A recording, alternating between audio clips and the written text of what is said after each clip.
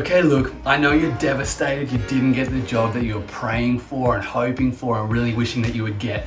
Let me provide some context into the recruitment process, but also firstly, I just want to say your worth and your value is more than your job title, more than your occupation. You are immeasurably valuable as a human being, so don't give up, be encouraged, you've got this.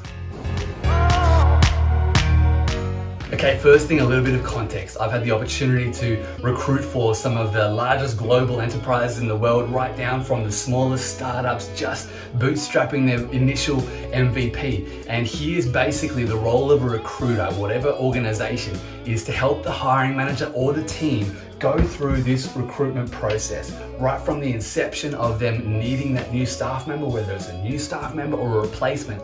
Our job is to make that as quick as possible and as easy as possible so that that team can function at their high capacity as they're meant to. Okay, so where does this start for a recruiter? It starts at the job brief. That's where this circle comes in, this diagram here, where a hiring manager or a team leader or a business owner will brief the recruiter on what they're looking for. And these are four of the most sought after things that we want to get info from. First thing is the skills. That's just the hard skills of what they actually need to do, whether that be sales, the ability to sell, or digital marketing, or graphic design, or videography, or Excel spreadsheet, accounting, whatever that might be, those hard skills that you can easily list in dot point form. Next is culture. Now, depending on the team, this is either extremely important or, to be honest, some companies don't care about this at all. For me, that's a red flag, but you need to be aware of that. Culture is one of the four components that are needed when recruiting. The next thing is experience. Now, I've had debates with people about whether that should even be relevant, whether people should still be asking for so many years of experience, or whether that should be based off project. Doesn't really matter, but you just need to know that that's part of the requirements of what we're going to be talking about. The next final thing is motives. And again, depending on the company, they may not care about what your motives are for the job. I work at one of the big four, and for us, this is massive. Why does someone want this job? What's their motivation behind getting into it? Why do they want to work with us? Because for us, that's important. We care about who we're bringing on and what they want to get out of the job.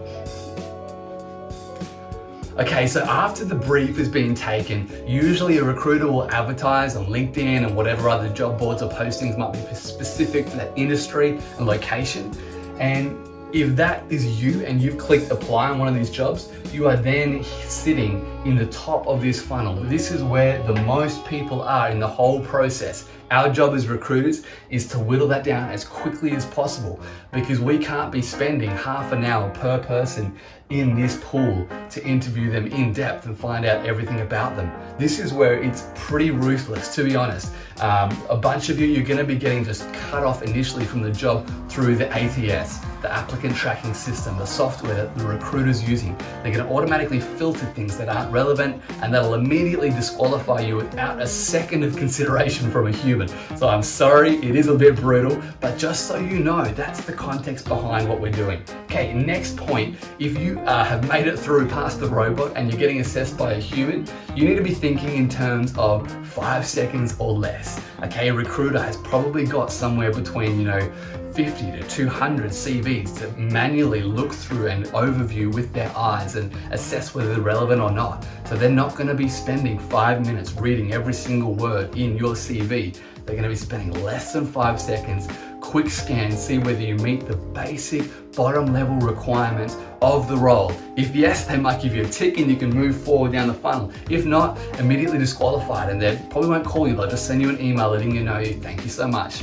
After that, you need to be expecting some potential range of things. It could be a one-way video interview. It could be some psychometric or aptitude testing. It could be a phone screen or straight to a video interview. Depends on the process. But basically, this process, this funnel keeps getting lower and lower until they finally can reach the one person where they make the offer. As a recruiter, that is our job, is to help that process go quickly and smoothly for the hiring manager and for the team that's recruiting. Okay, so to answer the ultimate question, why you didn't get the job, the chances are probably because of either one of these two things: you don't have the rights to work in that location, or your salary expectations are just way outside of the budget range for the role, or secondary, look at this diagram here because of, I would say, skills or experience level. Okay, they're probably not going to have a chance to even interview or have a phone chat with someone if you don't meet those basic level requirements for the job.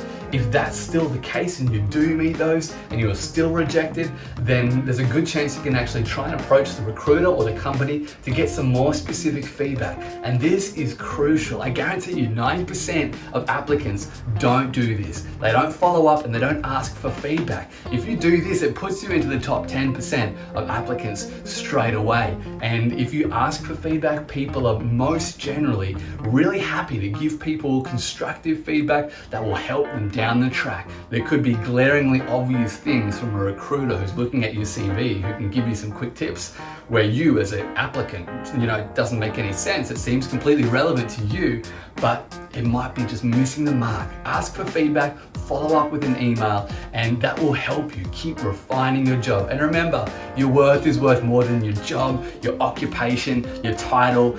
So don't give up, don't lose hope in yourself. Be confident, you've got this.